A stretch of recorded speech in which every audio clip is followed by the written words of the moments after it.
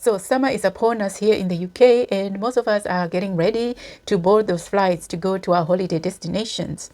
You might be going to Zimbabwe, you might be going to Europe, you might be going somewhere in America, wherever you plan to go to. It's always an exciting time. And the last thing you want is to get to the airport to present your passport only to be told that actually you can't board the flight. That is like the worst nightmare. So in this video, I want to give you 4 mistakes to avoid with your passport so that you can board your flight without any hitches or glitches or any problem. And this has happened to several people recently. Actually, I've read stories of people who have gone to the airport to board their flights only to be told that actually they can't board because there's something wrong with their passport. I know you can always reschedule your flight to go another day, another week, another month, but is that what you really want?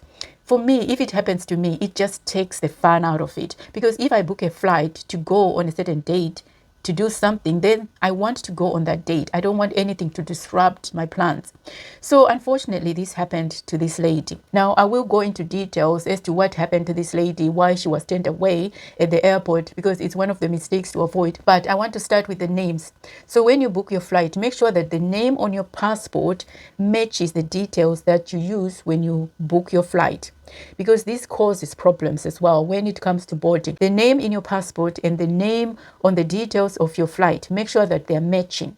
If you're called Beda Mkodzani, if you call yourself Miss Beda Mkodzani on your passport, then when you book your flight, make sure that that's the name that you use. And also make sure that your name is spelled correctly and that your date of birth is also correct, because it is easy to make mistakes when you're booking your flight. So when you're booking, just check, double check, triple check to make sure that you do everything correctly, because when it comes to boarding that flight and things don't match up, guess what? They will have no choice but to turn you away. Sometimes it can be difficult, although there are cases where you can actually sort things out, but that's not always the case. So you don't want to risk it. So make sure that the details are correct and the details match. The second mistake is to do with the validity of your passport. And this, unfortunately, is one of the common mistakes that people make when it comes to their passports that actually causes problems when it comes to boarding your flight. So when you're booking, or way before you book your flight, make sure that your passport is valid for long enough for the country that you're going to. For example, some countries requires your passport to be valid for at least 6 months. So if that's the case, then look at your passport and make sure that your passport is valid for at least 6 months upwards. You don't want to risk it. And for example, if you're booking your flight in April and at that time your passport is valid for 6 months, and then you plan to go in August, then it means that in August, when you go and book your flight, your passport won't be valid for long enough, because you would have booked in advance in April when it was valid for 6 months, but in August, it won't be valid for 6 months anymore. So these are details that you need to look out for. It's called paying attention to detail. And unfortunately, some people don't really pay attention to these things, and it causes problems when it comes to boarding your flight. Some countries require your passport to be valid for at least 90 days. It all depends on the country that you're going to. So always double check the requirements of that country. Wherever you're going to, always double check what the requirements are.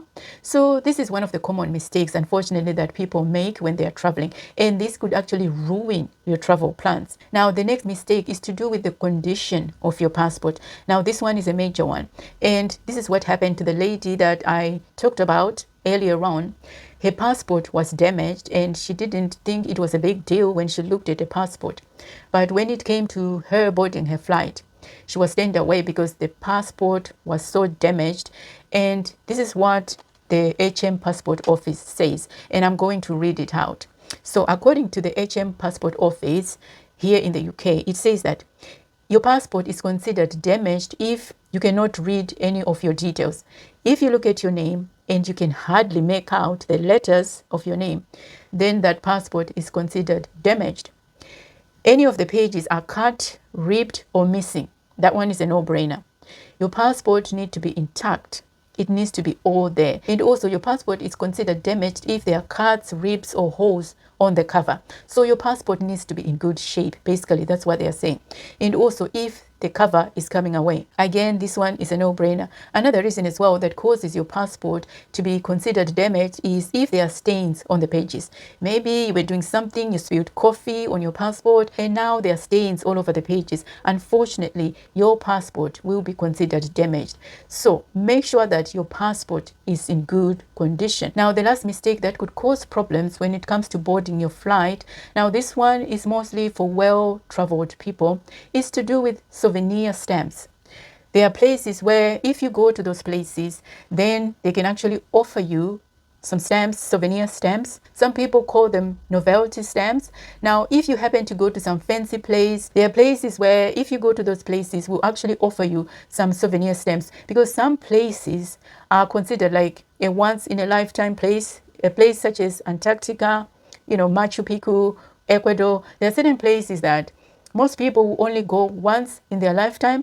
And if you go some places, as I said, will offer you those souvenir stamps. It's always nice to have a reminder of some of these places, because sometimes you want to be able to show your friends, your family members that actually you've been to this place, or just for yourself really, as a reminder, as I said, of where you've been. It's always nice to have these souvenirs, to have your memories stored away somewhere. It's always nice. But unfortunately, in some countries, those souvenir stamps could actually prevent you from boarding your flight. Some airlines don't allow those souvenir stamps. It may be permitted in the UK, or the UK may not have a problem with having those stamps.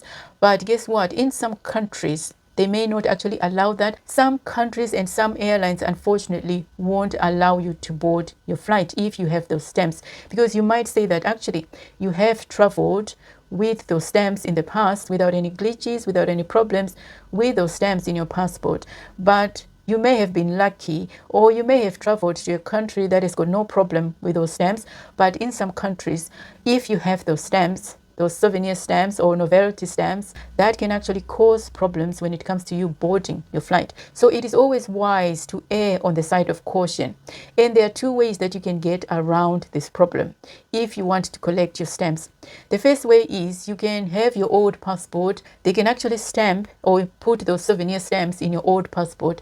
That's the first way. The second way is they can put stickers in your passport, in your current passport, and then when you get home, you can place those stickers in another place as a reminder of where you've been. Now, before I go, I just remembered a couple of things, and I just want to add them quite quickly.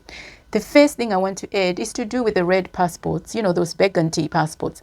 I've heard people asking, so are those still valid? Can you still travel using those passports? Of course, you can still travel using those passports as long as they are still in date, they are still valid. You have enough time to go to the place that you want to go and come back. They are still valid. But what you find is, what will happen most likely is, when you then go to renew your passport, they won't issue you the same color. They will now revert to the current passport, which is the blue passport. So that's the first thing. The second thing I just remembered is this 10-year rule. It's actually affecting people as well. And the question here is, can I travel in the EU on my passport? And what is the 10-year rule? So the 10-year rule is, UK travelers used to be able to carry up to 9 months left on an old passport over to a new one.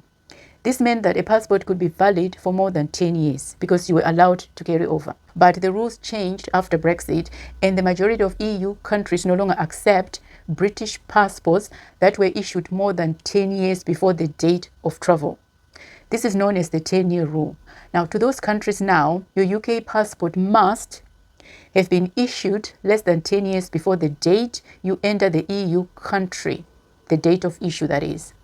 And your passport must be valid for at least 3 months after the day you plan to leave. I know this sounds a little bit confusing, and you may have to read it for yourself several times to understand exactly what is being said. But I just wanted to remind you of this 10-year rule, which came into effect after Brexit, because people, again, unfortunately, they've fallen into problems because of this 10-year rule. So if you're affected, just double check, triple check, just make sure, and go on the relevant websites and read for yourself.